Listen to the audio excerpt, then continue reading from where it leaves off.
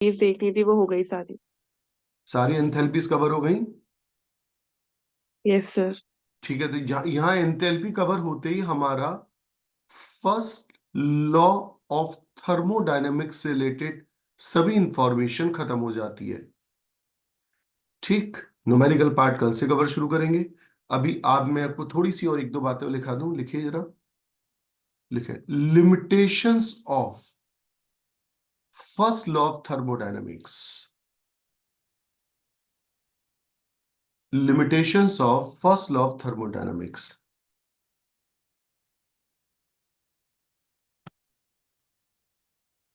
लिखिए, first law of thermodynamics merely indicates merely indicates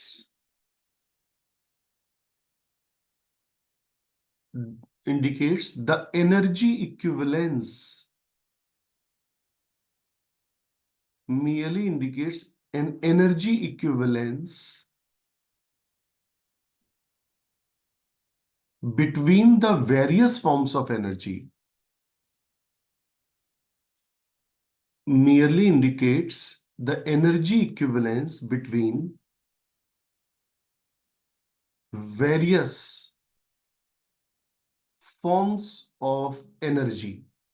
भाई जैसे फ्यूल एनर्जी साउंड एनर्जी में कन्वर्ट हो गई, लाइट एनर्जी में कन्वर्ट हो गई, तो इक्विवेलेंस बताता है।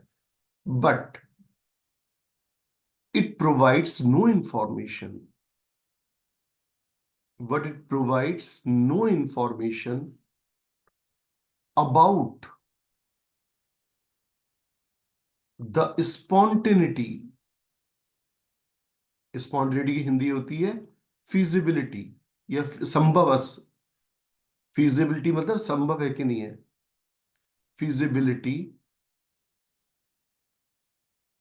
और पॉसिबिलिटी, और possibility of a process, that is whether the process is possible, whether the process is possible or not, whether the process is possible or not in the given condition। क्या given condition में process possible है या नहीं, ये कौन बताता है? First law of thermodynamics नहीं बताता है। That's why we require that's why we require second law of thermodynamics. That's why we require second law of thermodynamics. तो फर्स्ट लॉ की फेलियर हो जाने के कारण हम सेकंड लॉ को पढ़ेंगे, और सेकंड लॉ को डिटेल में पढ़े उससे पहले मैं आपको जरा सा बता दूं कुछ बेसिक टर्म्स जो इस वाले पार्ट में यूज होंगे। हेडिंग डालें, स्पॉन्टेनियस प्रोसेस। स्पॉन्टेनियस प्रोसेस, ये टर्म बहुत अच्छा टर्म है, मतलब इतना अच्छा टर्म है कि किसी ने अगर ये समझ लिया, बात physics chemistry NEET IIT JEE IAS PCS की नहीं है, बात है स्पॉन्टेनियस की। पूरी लाइफ के लिए ये वाली बात सच है। अगर आपने इस शब्द का मतलब सर गहराई में उतार लिया तो ये आपको क्या से क्या बना देगा, आप समझ जाइएगा। अगर हम कोई भी काम दुनिया में करते हैं और वो स्पॉन्टेनियस है, स्पॉन्टेनियस का मतलब अपने मन से फुल डिवोशन के साथ, तो वो सफलता मिलके रहती है, चाहे वो दुनिया का कोई भी एग्जाम हो। उसे कहते हैं स्पॉन्टेनिटी। कैसे?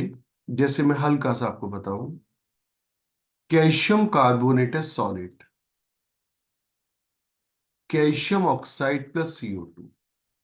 ये एक एंडो, अभी उतारना नहीं मैं क्योंकि डेफिनेशन लिखाऊंगा, अभी समझा रहा हूं थोड़ा सा। ये प्रोसेस एंडोथर्मिक है, और उसको ब्रेक करने के लिए कम से कम 900 डिग्री टेम्परेचर की मुझे जरूरत है। मैंने क्या करा, इसको 900 डिग्री पर रख दिया इस सैंपल को, तो मुझे लिखना पड़ेगा प्रोसेस स्पॉन्टेनियस। और अगर मैंने इस सैंपल को 700 डिग्री पर रख दिया तो रिएक्शन होगी नहीं, नहीं होगी तो मुझे क्या लिखना पड़ेगा, नॉन स्पॉन्टेनियस प्रोसेस। लेकिन अगर टेम्परेचर को बढ़ाकर मैंने 920 डिग्री कर दिया तो मुझे लिखना पड़ेगा क्या, मोर स्पॉन्टेनियस। तो ये मैंने टर्म चेंज क्यों कर दिया,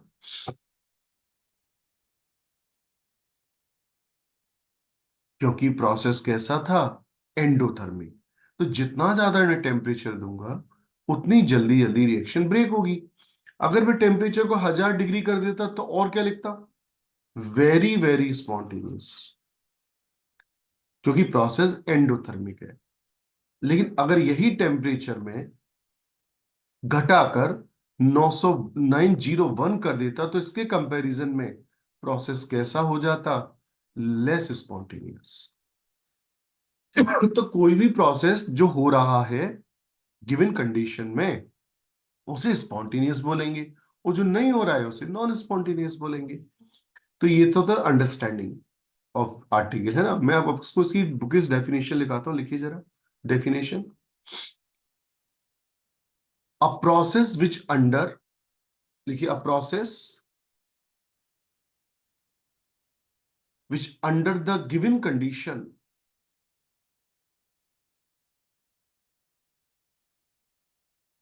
a process which under the given condition may take place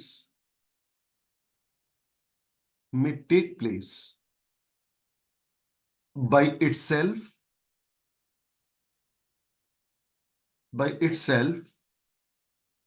or by initiation, मतलब प्रारंभ कर दिया जाए, और by initiation is called spontaneous process.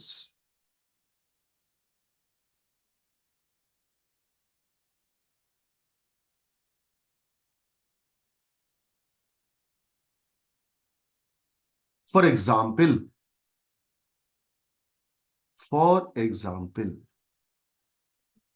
क्या एग्जाम्पल भाई, आप कुछ भी बता दो, इतने एग्जाम्पल आप ना आसपास जरा नजर घुमा के देखो, जने कितने प्रोसेस आपको दिख जाएंगे। ये अरे ये क्या है, वो ये जितने भी प्रोसेस वो सब नेचुरल प्रोसेस स्पॉन्टेनियस होते हैं। जैसे फर्स्ट लिखो, डिसोल्यूशन यानी घुलना ऑफ शुगर और नमक, सॉल्ट इन वाटर।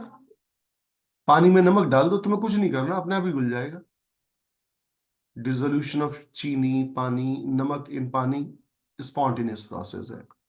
दूसरा लिखो, एवोपोरेशन ऑफ वाटर, पानी को बाहर रख दीजिए, सर्दी में थोड़ा धीरे उड़ेगा, गर्मी में बहुत जल्द तेजी से उड़ेगा, एवोपोरेशन ऑफ वाटर। तीसरा, flow of heat, flow of heat from hot end to cold end, गर्म से ठंडे की तरफ हीट का फ्लो अपने आप ही होता है भाई। और लिखो जरा, कितने लिख सकते हो ऐसे, flow of water down the हिल, पहाड़ी पे से पानी अपने आप ही नीचे गिरता है, down the hill, flow of water down the हिल।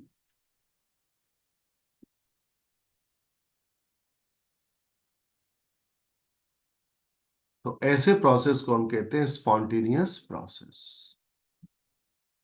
तो जरा नॉन स्पॉन्टेनियस की अब डेफिनेशन अब आप खुद बताइए मेरे को क्या होगी।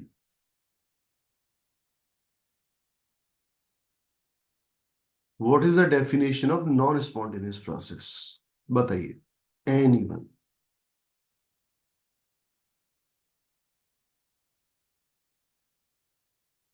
सर जो खुद से इनिशिएट ना हो, बाहर से एक्सटर्नल एनर्जी देनी पड़े। तो अब ये भी बता दीजिए इतनी ही प्यार से बेटा कि आपका पढ़ना स्पॉन्टेनियस है कि नॉन स्पॉन्टेनियस स्पॉन्टेनियस और नॉन स्पॉन्टेनियस दोनों है। है। आज की देने की जरूरत पड़ती है ना सर। अच्छा, सर्दी में पढ़ना एक लेस स्पॉन्टेनियस है, नॉन स्पॉन्टेनियस हो जाता है ना। आपने बहुत प्रैक्टिकल हाँ जवाब दिया, आपने लेस ऐसा कोई जवाब स्पॉन्टेनियस। नहीं दिया कि सामने वाला खुश हो जाए, आपने बिल्कुल प्रैक्टिकल बताया। इस मौसम में, इस सीवियर कोल्ड में, हाँ ये थोड़ा सा लेस स्पॉन्टेनियस हो गया। उसके लिए क्या कर सकते हैं, हीटर को ऑन कर सकते हैं, और तमाम जो गर्मी के साधन होते हैं वो करिए तो स्पॉन्टेनिटी बढ़ जाएगी। बिल्कुल सही कहा आपने। और सबसे बड़ी गर्मी तो अपने सपनों की होती है। जिनके सपनों में गर्मी होती है ना, उनके लिए हर चीज आसान होती है। क्लास में कोई कोई जैन बच्चा बैठा हुआ है इस समय? कोई जैनी बैठा हुआ है क्लास इरा में? कौन सी जैनी बैठी हुई है? इरा अरे बस। अच्छा। सर मैं सांझ। अच्छा, आप लोग ये जानते होंगे कि हमारे जो गुरु होते हैं, हमारे जो महाराज होते हैं, वो इस भीषण सर्दी में भी कोई भी वस्त्र धारण नहीं करते। और अभी भी एक जगह से दूसरी जगह इतने घनघोर कोहरे में, ठंड में, जब आदमी तमाम 8-10 कपड़े पहनकर भी अगर उसकी हड्डियां गल रही हैं, तो हमारे महाराज कितने अंदर से शक्तिशाली होंगे। देखो प्रभु की कृपा देखो, कि वो एक जगह से दूसरे, वो भी नंगे पैर, विदाउट एनी वस्त्र, कोई भी कपड़ा, और एक ही बार जल लेते हैं, एक ही बार पानी लेते हैं, सिर्फ एक ही बार खाना खाते हैं, उसके बाद भी वो सरवाइव करते हैं। तो कहीं ना कहीं इंसान की जो आत्मशक्ति होती है ना, वो फौलादी होती है। तो जिन बच्चों के सपने कमजोर होते हैं, जिन्हें नींद ज्यादा आ रही है आजकल, उठने का मन नहीं करता, वो एक बार इन बातों से थोड़ा इंस्पायर हो सकते हैं कि हमारे सपने इतने बड़े होने चाहिए कि हमें छोटी मोटी बाधाओं से दूर निकल के आगे जाना है। हमें साधारण नहीं रहना है। हमें क्या रहना है हमेशा? असाधारण। साधारण कोई तो ठंड लग रही है, भाई मैं तो असाधारण हूं, मैं तो सब झेल जाऊंगा। साधारण रह गए तो दिक्कत है, आम आम रह जाओगे। असाधारण हो गए तो दुनिया के तुम लीडर हो जाओगे, दुनिया तुम्हें फॉलो करेगी। साधारण लोग फॉलोअर होते हैं, असाधारण लोग लीडर होते हैं।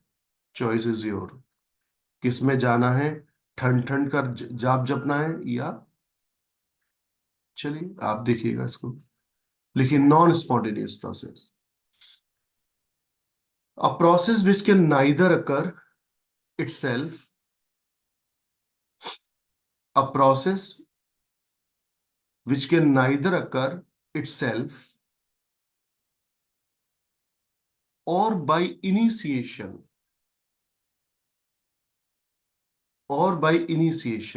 is called non-spontaneous process. Is called non-spontaneous process. जरा उल्टा करना, जैसे कोई भी एग्जाम्पल ले लो, इस फोर्थ वाले प्रोसेस को जरा उल्टा करना। कैसे उल्टा करके बोलोगे? Flow of water upstream, sir down down hill से टू अप अप। लेके जाना। Flow of water sir up external hill. कुछ करना पड़ेगा। एक्सटर्नल एक्सटर्नल यूज करोगे, तुमने मानो टिल्लू पंप लगा दिया या सब सबमर्सिबल लगा दी, यस सर। तो जैसे ही सबमर्सिबल बंद, वो भी बंद। तो flow of water up A hill, non spontaneous process. अच्छा, सी वाले का जरा उल्टा करना। सी वाले प्रोसेस का फ्लो उल्टा heat from cold to hot end. संभव है भाई?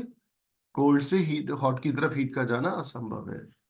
इसी नहीं है। तरह से dissolution of sand in water क्या है?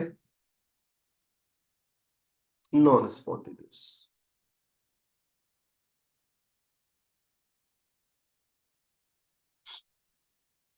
अब लिखिए। अच्छा, जैसे मान लीजिए, मैं आपको बताता हूं, जैसे तरुण सिंह जी हैं, हमारे आदरणीय तरुण सिंह जी, मैं रिकॉर्डिंग बंद कर देता हूं। तो तरुण तरुण सिंह का पढ़ना बाई हिमसेल्फ कैसा है? Non spontaneous. जिस दिन मैं थोड़ा सा गुस्सा करता हूं या भैया गुस्सा करते हैं, तो 1 मिनट के लिए हमारे लिए पढ़ जाता है, उसके बाद फिर पढ़ना बंद कर देता है। तो भी एक ऐसा प्रोसेस है नॉन स्पॉन्टेनियस प्रोसेस। जैसे अभी हमने क्या पढ़ा देखो, हाँ, तो नॉन स्पॉन्टेनियस प्रोसेस खुद भी नहीं होते हैं, और अगर कोई बड़ा इनसे कहे कि पढ़ो तो भी ना पढ़े, तो ये प्रोसेस कैसे हैं? Non spontaneous process. काफी गुस्से में नजर आ रहे हैं, ऐसा लगता है। लिखिए। अब तरुण जी देखिए, सफलता प्राप्त करने के मैं आपको तरीके बताता हूं। स्पॉन्टेनियस होने के लिए एक प्रोसेस स्पॉन्टेनियस कब हो सकता है? लिखिए, लिखिए कंडीशन नंबर 1। एक स्पॉन्टेनियस होने के लिए पहली सबसे बड़ी कंडीशन, ये मैं जो लिखा रहा हूं नीट के प्रीवियस ईयर क्वेश्चन को लिखा रहा हूं। पहली condition, tendency to attain minimum energy.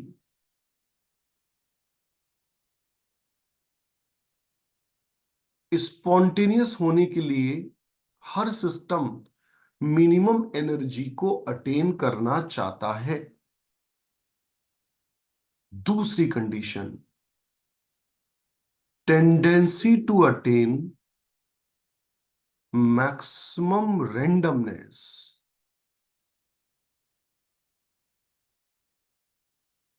Tendency to attain minimum energy and maximum randomness.